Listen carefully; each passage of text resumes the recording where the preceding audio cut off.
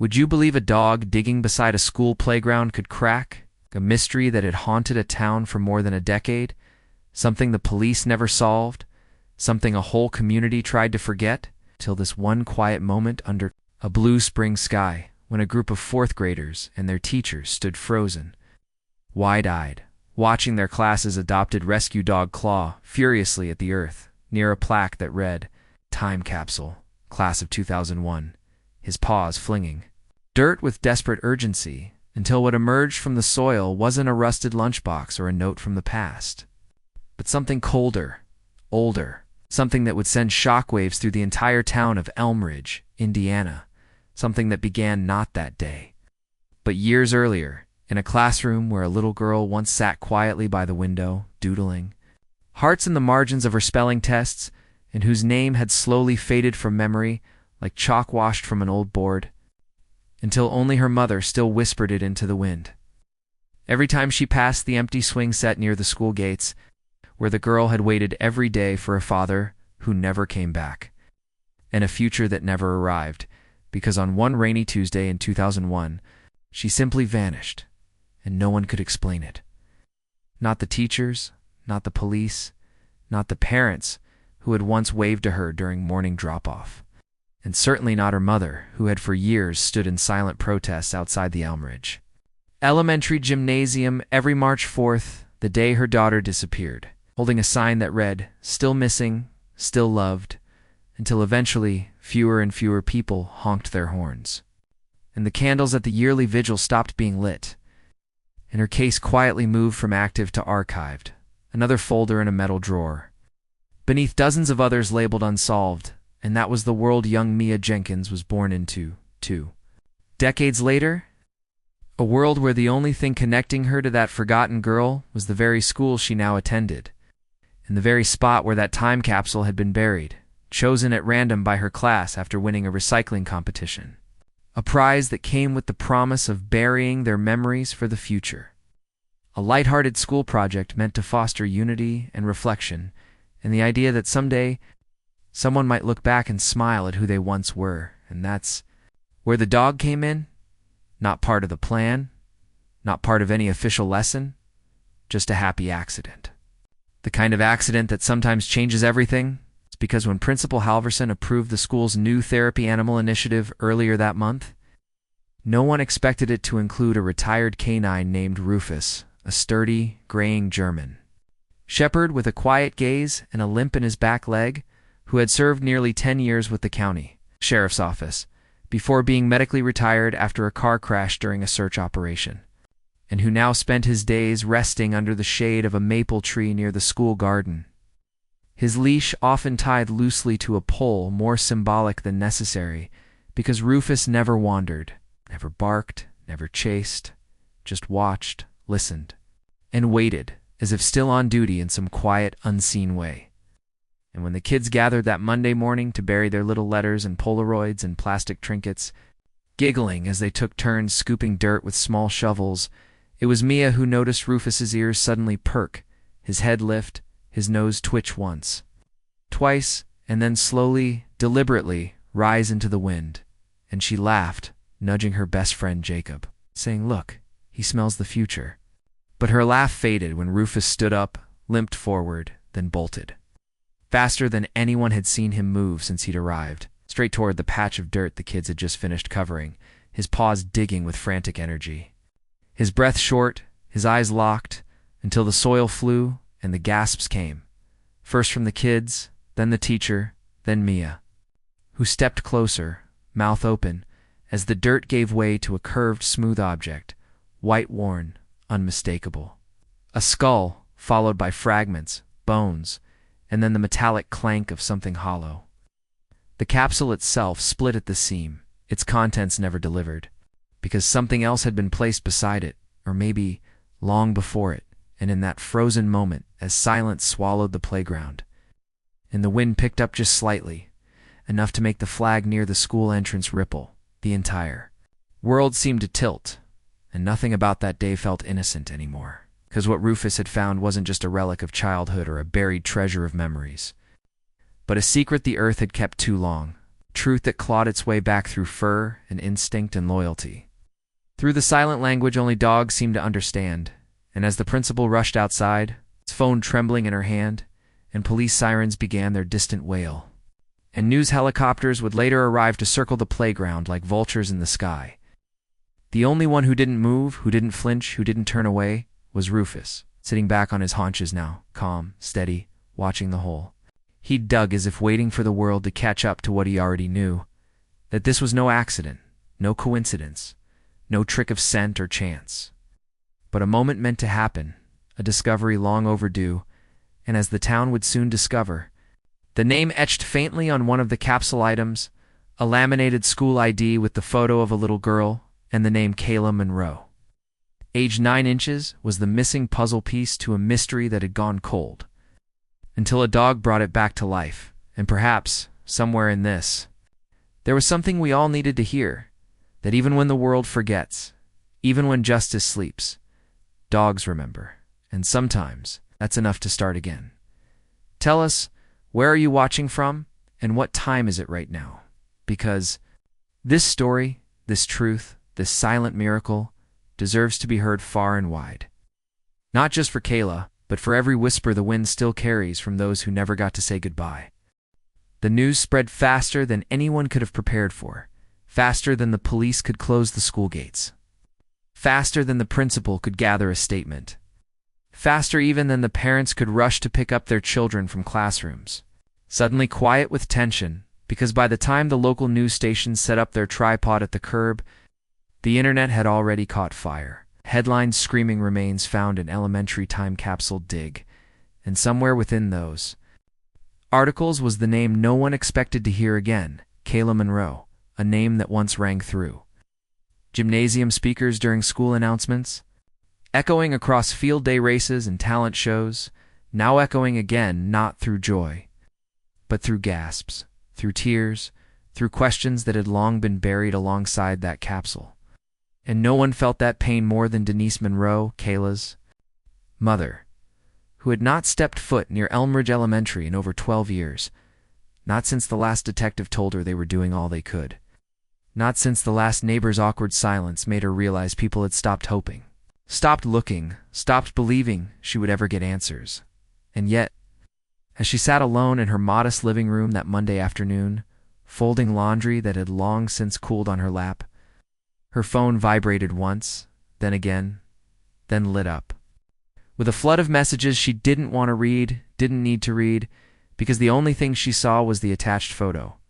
Blurry, zoomed in from a distance, but unmistakable, a German shepherd in front of a small crowd, standing over a shallow hole, and in that hole, a child's skull, the bent, rusted metal cylinder, half buried in loose earth, and behind it, a sign, clear as the day it was first installed. Time capsule, class of 2001. And in that moment, Denise's world tilted, breath caught. And for the first time in years, she said her daughter's name out loud. Just once, like a whisper to the past. And then she drove, not even remembering how the keys made it into the ignition, how the traffic lights blurred past her, how the tears made the road shimmer like water, only that her hands gripped the wheel. Tighter than they had in years, her heart pounding not with fear, but with something close to clarity.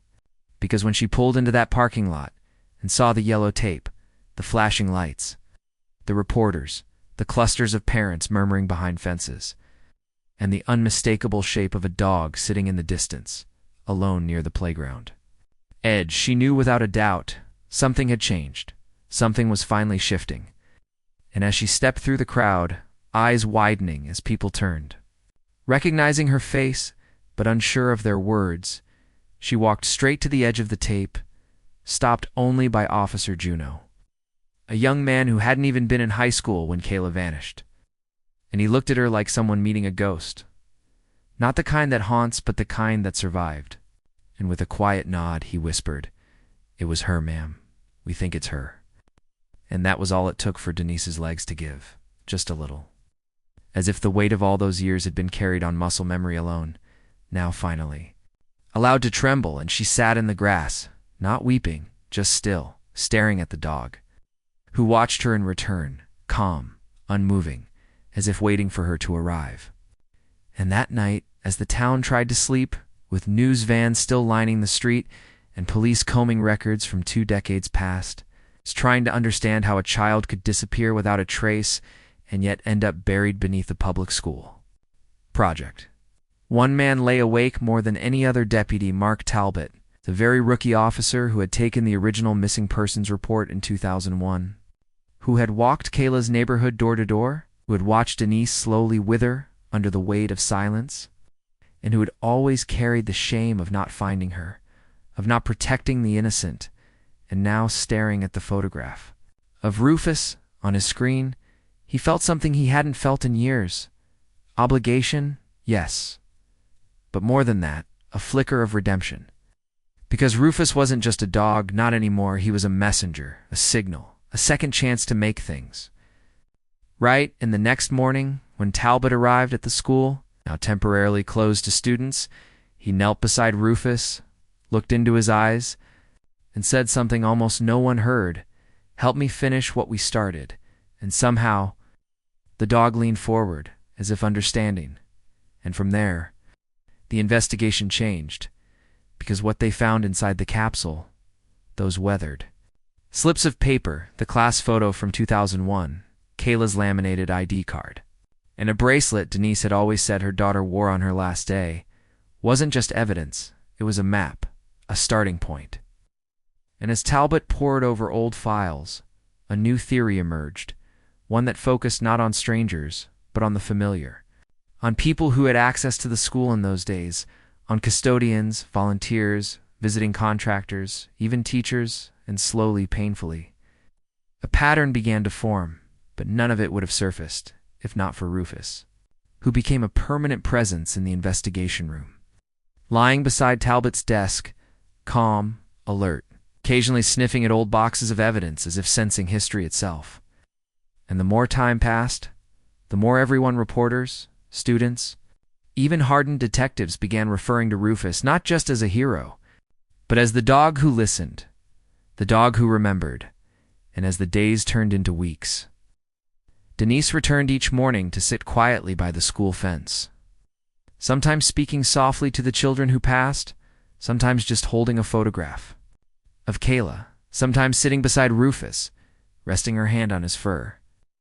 And it was during one of those mornings, as the fog lifted off the playground grass, that Mia, the girl who had first noticed Rufus's react, walked over with her parents, shy, nervous, but holding something in her hand, a drawing, colored with crayon, of Kayla standing beside Rufus, beneath a sign that said, "You found me, and when."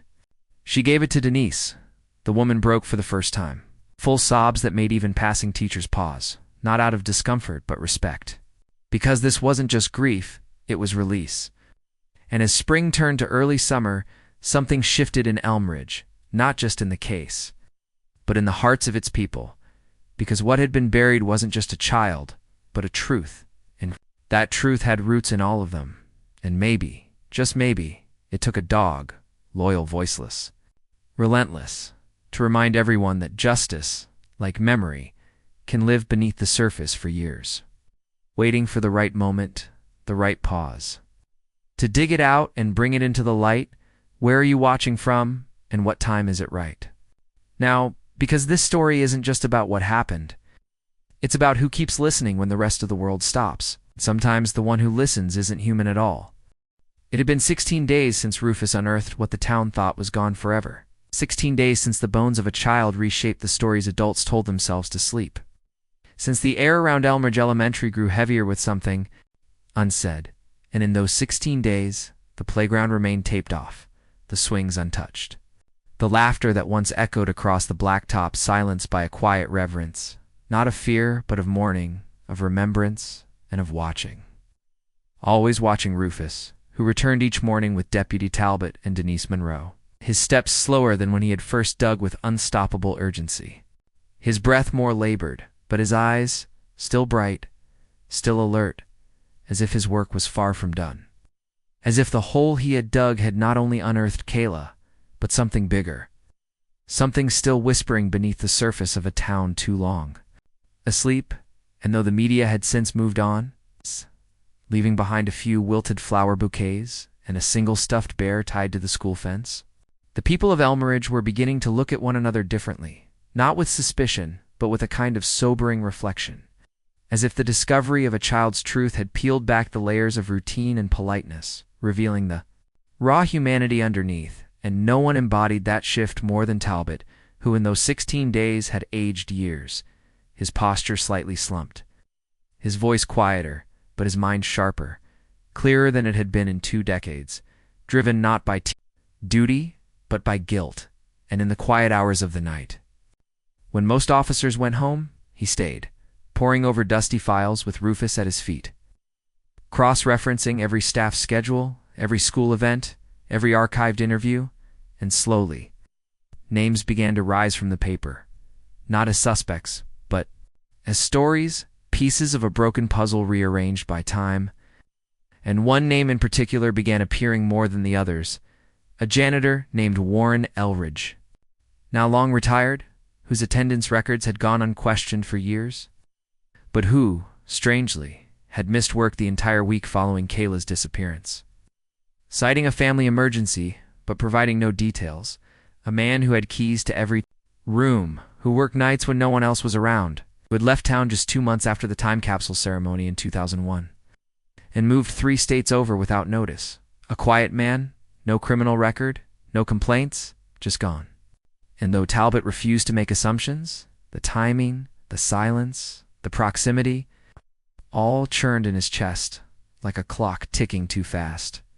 And so, with permission from the department and an old, yellowed yearbook in hand, Talbot and Denise took a trip, not for revenge, not even for justice yet, but for answers, and they brought Rufus, who, despite his limp and his graying muzzle, climbed into the back of the cruiser without hesitation, as if he understood, as if this too was part of his mission, and after 5 hours on the road, 3 pit stops, and 1 rainstorm that made Denise clutch her coat tighter around her frame, they arrived at a modest trailer park tucked between 2 ridges in rural Ohio, where time moved slower and questions were answered with a nod or a closed door, and there, seated in a faded lawn chair outside Lot 17, was Warren Elridge, older, thinner, a paperback folded open in his lap, eyes that flicked up as the car pulled in, but showed no shock, no resistance, just a tired resignation. And before Talbot could even flash his badge or introduce himself, Warren raised one hand, palm outward, and said quietly, "I knew this would come back someday," and the silence that followed was deafening. Because sometimes guilt doesn't scream, it just waits. And when Talbot asked to sit, the old man nodded, and for 2 hours he spoke, not in confession, but in sorrow, weaving a story no one expected, how he had found Kayla alone in the hallway that day, confused, scared, looking for her mother, how he had led her to the office but found it locked, how he had tried calling for help but in his panic he opened the basement door, thinking it might be faster, not realizing the old steps had rotted through, how she had slipped, how her scream had been cut short by wood and silence, and how frozen in fear he had descended the stairs to find her still, crumpled, lifeless, and how terrified he had wrapped her in a janitor's tarp and hidden her in the maintenance crawl space. Too ashamed to call the police, too afraid, to lose his job, his life, and when the time capsule ceremony came weeks later and they dug near that very access hatch, he panicked again. Moved her beneath the capsule one night alone, thinking no one would ever dig it back up, thinking she would rest undisturbed. And as he finished, his voice cracked, saying, "I see her face every day in Denise." Hands trembling in her lap, whispered, "You should have told someone." To which he replied, "I thought I buried it, but it buried me instead." And Rufus, sitting just a few feet away, watched him quietly, and in that moment it wasn't hate that filled the air, it wasn't anger, it was sorrow, immense, collective, and undeniable, because no monster had taken Kayla, no evil force, just a cowardly, broken man who made the worst mistake of his life and chose silence over truth. And though the law would take its course, though charges would be filed and statements would be What mattered most was what came after, when they drove back to Elmridge as the sun began to set, casting golden light across the fields, and Denise turned to Rufus in the back seat, reached out her hand, and said softly, "You gave me my baby back." And Talbot, eyes wet but smiling, added, "You gave this town its soul again," and that night, back at the school, they held a vigil, not with speeches, not with candles, but with silence, as dozens gathered on the field, each placing a small stone around the tree where Rufus now rested.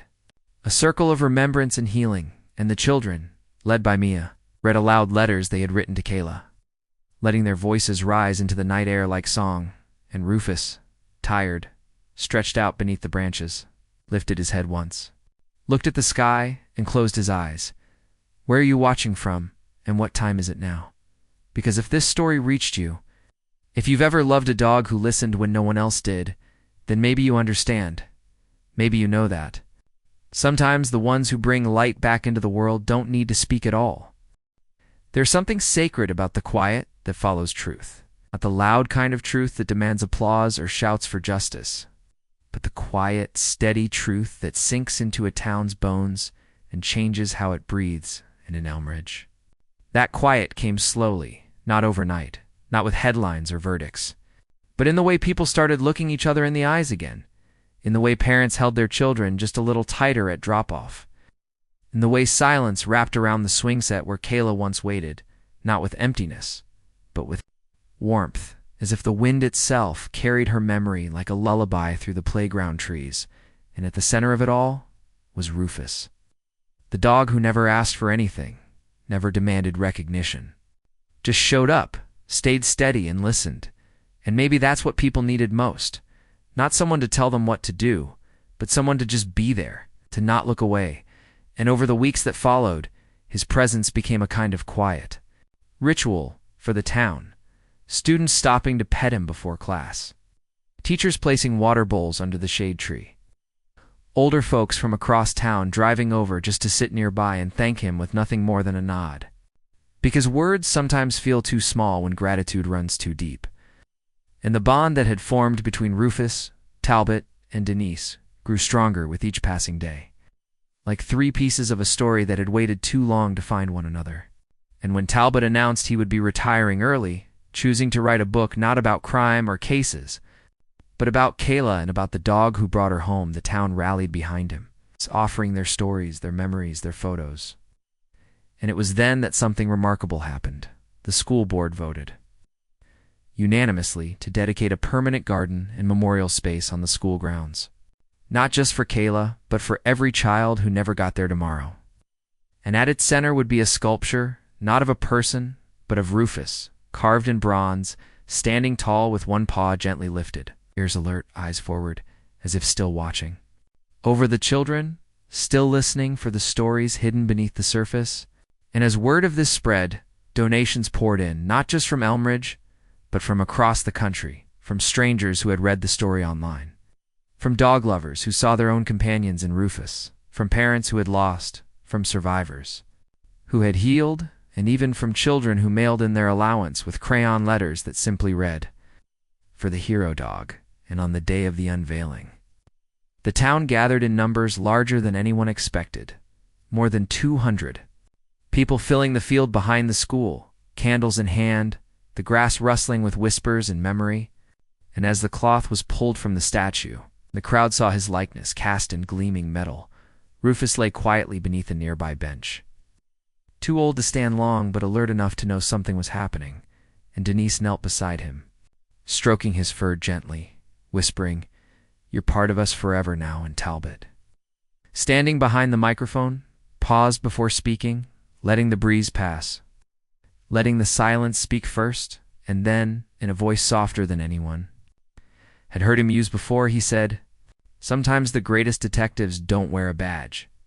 They just have a heart big enough to hold someone else's pain, and in that moment there wasn't a dry eye. Not even among the children who lined up to place flowers at the base of the sculpture, each one saying thank you in their own way, some with a kiss to their hand, some with a toy, some with nothing more than a tear. And behind them, the school band played a quiet melody, a song that echoed across the playground. Like a promise, and in the weeks that followed, the garden bloomed faster than anyone expected. As if even the flowers wanted to be part of this story, and Rufus, now mostly blind in one eye, spent his final days resting in that garden. His breath slow, his ears twitching at the sound of children laughing, and when the day finally came, when he closed his eyes and did not open them again, the entire town paused, just for a moment, just long enough to feel the weight of what he had given. And they buried him beneath the tree he had loved most, wrapped in the same blanket that had once covered Kayla's memorial table, beside a small plaque that read, "Rufus, he brought her home." And though the sun rose the next day as usual, something had changed, something had settled. And the people of Elmridge carried that with them, not as grief but as a gentle vow to listen more, to act when instinct speaks, to never forget the quiet heroes among us. And even today, years later, parents still bring their children to that garden, to tell them the story of a girl named Kayla, of a man who found redemption, of a mother who never stopped loving, and of a dog who simply knew. And as they tell it, they often pause, look at the statue and say, "He's still listening." And the children, wide-eyed, believe it, because in their hearts they know it's true. Now tell me, where are you watching from, and what time is it over there? Because stories like this, stories of loyalty, of healing, of love that never quits, deserve to be remembered.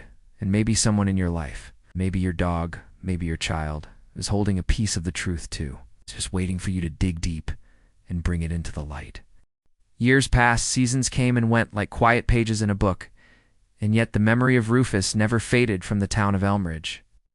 Because some stories don't close, they echo, they fold themselves into the way people live, into the way they love, and in every corner of that small Indiana town, reminders of what he'd done and who he'd saved, still whispered gently in everyday life. A mural near the school gate, where Kayla's smiling face beamed out beside a younger version of Rufus, tail curled, eyes warm, nose tilted upward, as if still catching the scent of something only he could understand. A children's book written by Talbot called The Dog Who Found the Girl in the Wind, which became a favorite bedtime story for families miles beyond Elmridge. And a scholarship fund in Kayla Monroe's name that sent 4 kids every year to college, each of them walking across the stage wearing a small silver pin in the shape of a pawprint. And while those public tributes endured, it was the private ones, the quiet rituals of love and remembrance that shaped the soul of the town forever.